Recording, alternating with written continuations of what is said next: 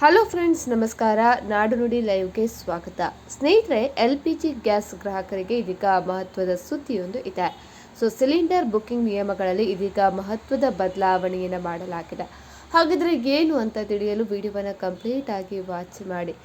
Gas ಸಿಲಿಂಡರನ್ನು ಪಡೆಯಲು ನೀವು ಈ 3 ವಿಚಾರವನ್ನು ಪ್ರಮುಖವಾಗಿ ನೆನಪಿಟ್ಕೊಳ್ಬೇಕಾಗ್ತದೆ. ಮೊದಲನೇದಾಗಿ OTP ಕಡ್ಡಾಯ. ಇನ್ನು ಮುಂದೆ ಗ್ಯಾಸ್ ಸಿಲಿಂಡರ್ ನಿಮ್ಮ ಮನೆಗೆ ಬಂದಾಗ ನಿಮ್ಮ ಮೊಬೈಲ್ಗೆ ಒಂದು ಕೋಡ್ ಬರುತ್ತೆ. ಈ ಕೋಡನ್ನು ಡೆಲಿವರಿ ಮಾಡುವವರಿಗೆ ನೀಡಿದರೆ ಮಾತ್ರ ನಿಮಗೆ ಸಿಲಿಂಡರ್ ಕೂಡ ಸಿಗಲಿದೆ.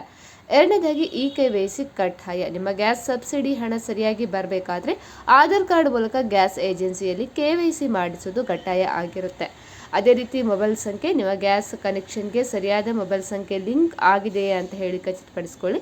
ಇಲ್ಲದಿದ್ದರೆ OTP ಕೂಡ ಬರುವುದಿಲ್ಲ. ಹಾಗಿದ್ರೆ ಇದು ಯಾರಿಗೆ ಅನ್ವಯವಾಗುತ್ತೆ? ಇದು ಮುಖ್ಯವಾಗಿ ಮನೆಯಲ್ಲಿ ಬಳಸುವಂಥ ಗ್ಯಾಸ್ ಸಿಲಿಂಡರ್ಗಳಿಗೆ ಅನ್ವಯವಾಗಲಿದೆ.